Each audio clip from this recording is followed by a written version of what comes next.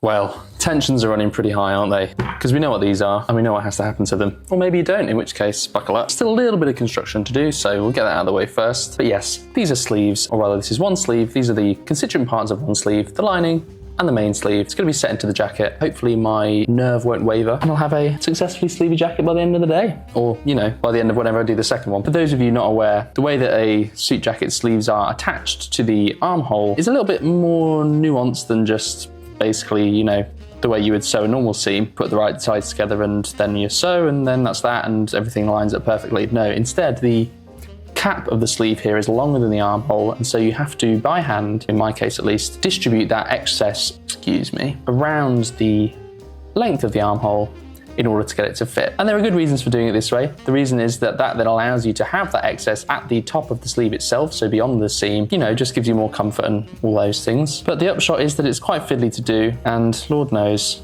I've had a rough enough time of it in the past, as this video can attest. Yeah, I never said I wasn't prone to a little bit of self-pity. I just put these together and spent about the last 2 minutes under the impression that I'd actually made 2 right-hand sleeves, making this one defunct. Thankfully not, so we can carry on. Aren't we lucky? Not to sound like the broken record that I undeniably am, but if you do want a tutorial on how indeed to construct these sleeves from scratch, you can find that here. And indeed, if you want a tutorial of sorts, combined with a rather tragic frontline report of how to set them as well, then you can refer to the video that I linked a short while ago.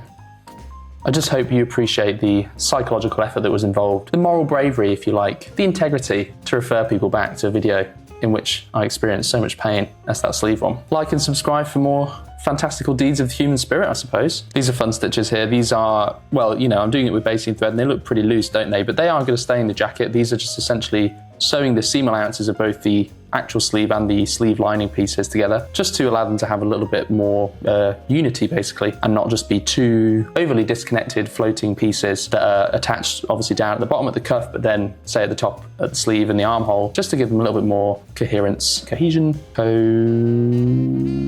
cooperation, communion, community, collaborative spirit. I don't know, use your own thesaurus. They are beautiful things really, aren't they, these sleeves? Again, not my sleeves, sleeves in general. Nice elegant curve, and then yeah, if we really can nail the cuff vent, which again is another thing that I've never really quite managed to work out. I've done the practice one on the other sleeve, and I think, although this is what I thought the last time, I think I might have cracked it. So let's see if after all on attempt, I don't know, 2 sleeves of jacket, attempt 8 doing this, I've actually worked it out. Let's see. Let's see. Let's see. Okie dokie. Now for the old switcheroo. I think I need to find a catchphrase for moments like this, because I often use "Thar she blows" whenever I've completed something and it's time to move on to the next step, which I'm very fond of. I mean, who couldn't be? I mean, it's slightly different qualities of this, isn't it? It's like the magician's reveal or entering the secret crypt. I don't know what I'm talking about. Open sesame, maybe? Any suggestions, please leave them in the comments. Alrighty-o. Oh, I could take a little nap on this, but I won't, at least not yet. Just gonna trim away some of the excess length on the lining hem here, because it's just gonna get in the way. That's one thing I both sort of enjoy. What do I mean when I say enjoy? Well, let's start the other way around. It's one of these things I sort of slightly disdain, but also weirdly enjoy about tailoring.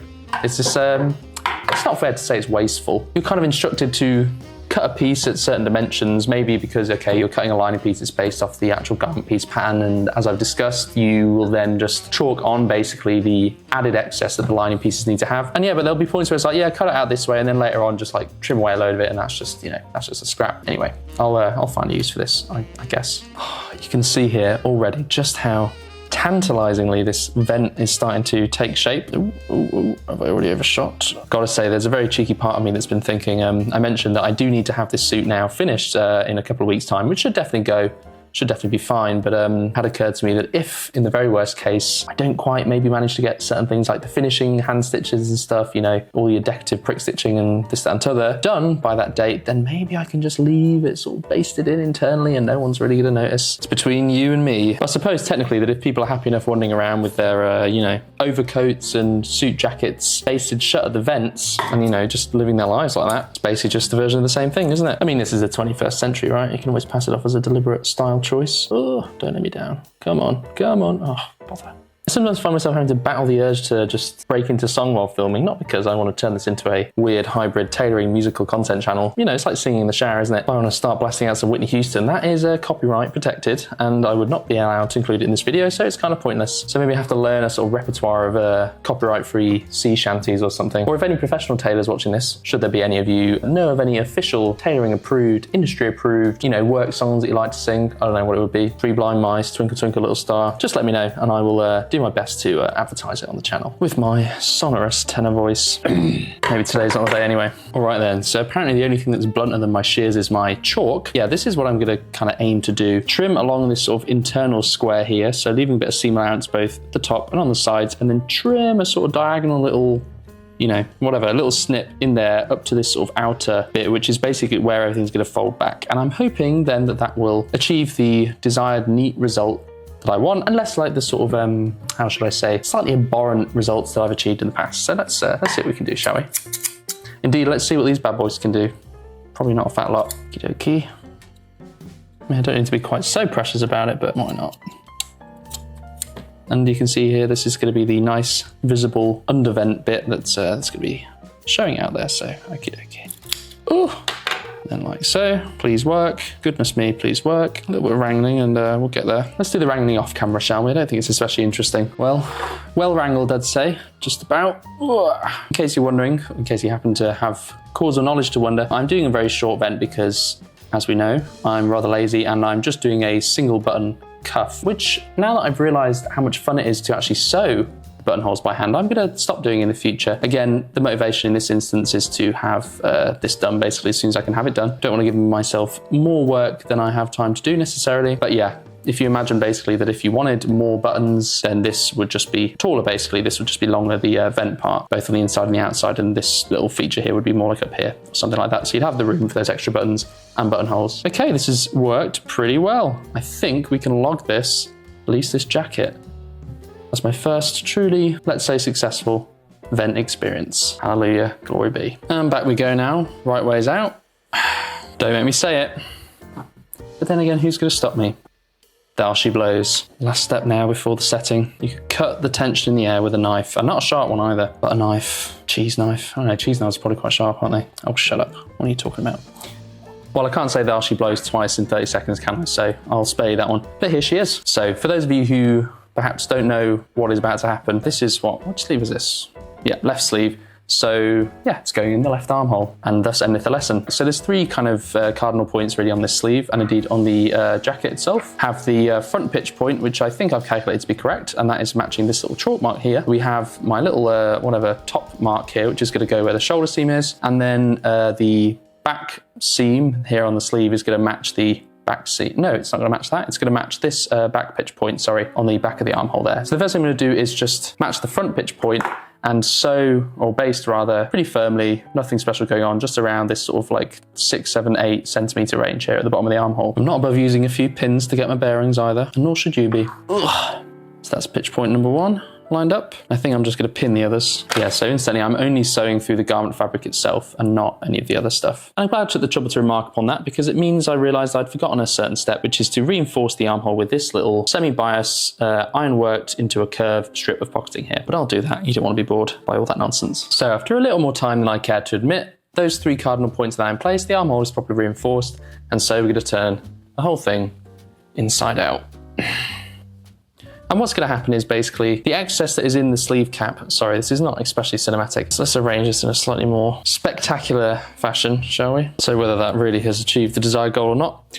I have the sleeve head popping up through the armhole here. I have these little waves of excess here where the head is longer than the armhole that it needs to fit into, and I'm just going to hand stitch that, hand baste it in a certain position so that all that excess is distributed in small individual ripples of just, you know, the small stitches I'm going to take. I'm just sort of back stitching in this odd way, and this is my technique. You're actually meant to do 2 rows of individual stitches, but yeah, I'm pushing along these little bubbles of excess, as you can see, to sort of catch, then I'm piercing that in the middle, coming forward, arranging the next bubble to await me, as it were. Goodness me, come on, behave. Like so, and then, yeah, coming back.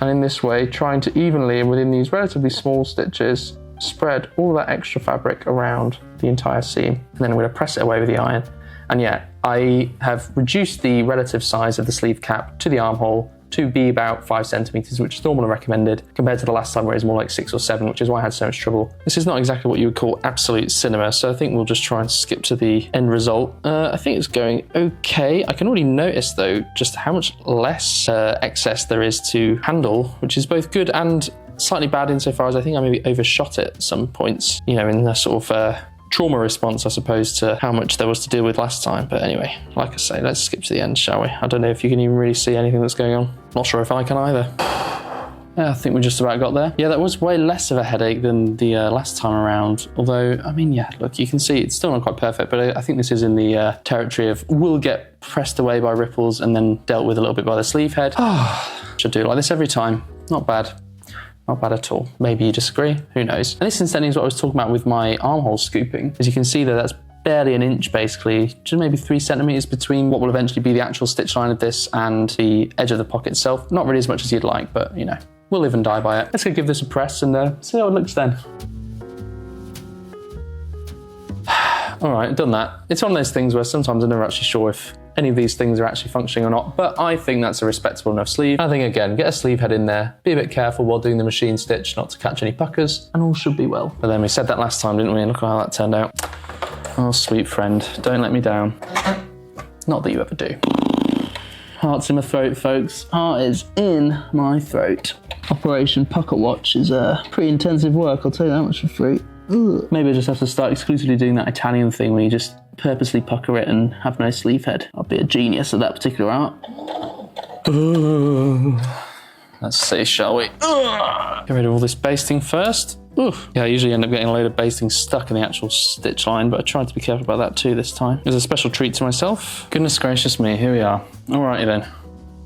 Yeah, I think that's worked out pretty swimmingly actually. Stitch line is relatively straight, not always a given with me.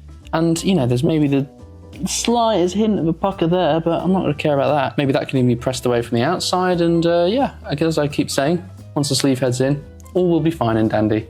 I trust. Yeah, sleeve heads do a lot of heavy lifting in my practice, so to speak. Oh yeah, well, I mean, look at the porcos, they are doing as I feel. Yeah, I think I'm gonna go and, I don't know, drink a pint of champagne or else warm milk and generally toast to my success here. In the meantime, as usual, if you need catching up on the Summer Suit Diaries, maybe you haven't watched episode 1 yet, maybe you've just jumped in this episode, you can find episode 1 here. Or else perhaps like me, you've had a traumatic experience with setting in sleeves or something similar and you need a few ideas of how to get back into sewing. If so, I've got 7 of them, 7+ in fact, right here where my face is. In the meantime, Merry Christmas, catch you on the flip, whatever it is I usually say at the end of videos. Au revoir.